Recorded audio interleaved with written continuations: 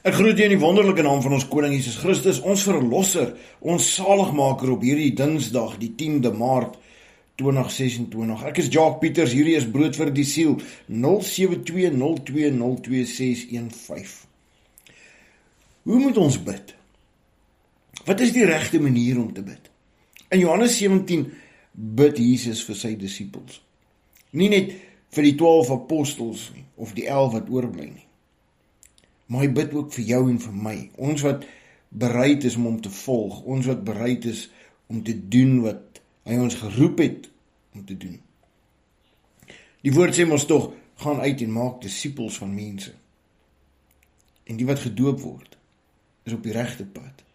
Maar die wat nie gedoop word nie, is op die verkeerde pad. So sê die woord.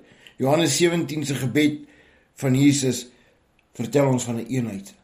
Hoe ons een is met Christus, een met die Vader, deur Christus.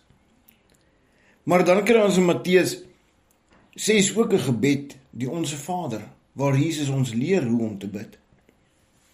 Maar dit begin nie net met die Onse Vader nie, dit begin deur vers 5, Matteus 6 vers 5, en wanneer jy bid, moet jy nie wees soos die geveinsdes nie. Want hulle hou daarvan om in die sinagoges en op die hoeke van die strate te staan en bid, om deur die mense gesien te word. Voorwaar ek sê vir julle dat hulle hul loon weg het. So ons moet nie bid sodat ander ons moet sien of moet hoor dat ons hierdie lang gebede doen of mooi woorde spreek nie. Nee, 'n gebed moet uit die hart uitkom, dit wat in jou hart is, nie die dinge wat jy tekort het om 'n beter lewe te lei nie. Maar 'n gebed uit die hart uit, omdat jy liefde het, omdat jy begeertes het om nader aan God te beweeg, begeertes het om die gawes wat hy het vir jou te ontdek. Vers 6 sê, maar wanneer jy bid, gaan in jou binnekamer, sluit jou deur en bid jou Vader wat in die verborgene is, en jou Vader wat in die verborgene sien, sal jou in die openbaar vergelde. En as jy bid, gebruik nie ydelle herhaling van woorde soos die heidene nie, want hulle dink dat hulle deur hulle baie woorde verhoor sal word. Moet dan nie soos hulle word nie, want julle Vader weet wat julle nodig het, voordat julle hom vra. Luister mooi, hy weet wat jy nodig het, nie wat jou begeertes is om deel te wees van die wêreld nie. Nie wat jou begeertes is sodat jy goed kan lyk voor ander nie. Nie omdat jy hierdie duursame klere wil koop of hierdie duur voertuig wil koop. Dit is nie dinge wat jy nodig het nie. Nee. Jy het nodig om klere te hê, jy het nodig om kos te hê, jy het nodig om blyplek te hê, om warm te wees. Jy het sekere dinge nodig in die lewe. Jy het nodig om God te kan dien. Jy het nodig om hom te loof en te prys. Al het jy die minste. Dis wat ons nodig het. Ons het God nodig, ons het die Heilige Gees nodig. Ons het sy liefde nodig. Dis wat ons nodig het. So moet julle dan bid. Onse Vader wat in die hemele is, laat u naam geheilig word. Eerste moet ons God loof en prys. Ons moet sy naam groot maak. Laat u koninkryk kom. Laat u wil geskied.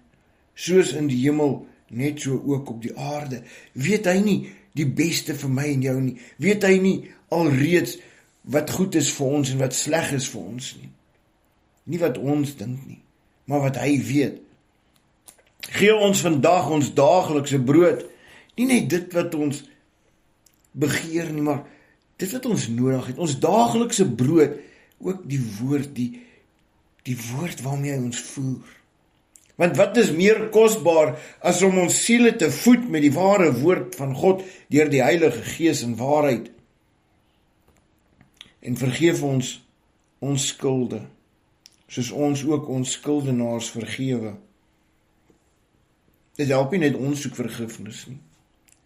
Ons moet ander ook vergewe.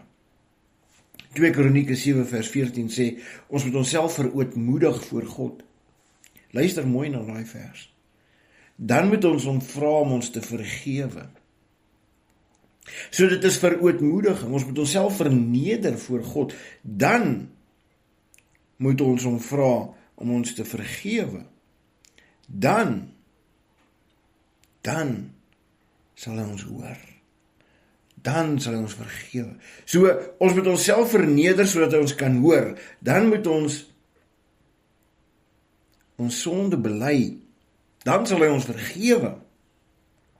Geen ander rede, geen ander posisie, geen ander manier nie. Dit is die metode. En dan sal hy ons grondgebied herstel. Dit wat verkeerd is in ons lewe, sal hy weer optel, sal hy weer regstel. Dankie Here Jesus daarvoor. Vers 13, en lei ons nie in die versoeking nie, maar verlos ons van die bose. Ons word baie keer versoek. Baie keer doen ons wat nie reg is nie. Baie keer is ons gedagtes waar dit nie moet wees nie. Maar wat sê die woord? Here, help ons. Help ons om te weerstaan wat nie reg is in die oë nie. Help ons om die bose te weerstaan, sodat hy van ons kan wegvlug. Want aan U behoort die koninkryk en die krag en die heerlikheid tot in ewigheid. Amen. Sien, die gebed begin om God te verheerlik en dit eindig deur God te verheerlik. Kom ons verheerlik hom, want vandag is 'n goeie dag. Vandag is 'n dag wat ons hom kan loof en prys. Vandag is 'n dag, al het ons die minste, kan ons sê, Here, aan U kom al die lof, aan U kom al die eer, want daar is niemand soos U nie. Dankie dat U ons beskerm, Here. Dankie dat U ons bewaar teen die bose. Dankie dat U ons die krag gee om weerstand te bied teen wat sleg is. Dankie Here dat ons uit die woord uit kan leer en weet wat reg en verkeerd is. Dankie Here dat ons uit die woord uit kan leer om te kan opstaan en te kan sê dat U leer my. U maak my paaie gelyk, U gee die lig op my pad. U maak my sterker as wat ek was. En deur my swakheid weet ek het foute en deur die woord word ek bekragtig. En ons leer uit ons foute. En ons staan sterker uit. Ons is dankbaar daarvoor, Vader, want daar is niemand wat ons kan lief hê soos wat U ons lief het nie. Daar is geen genade bo U genade nie.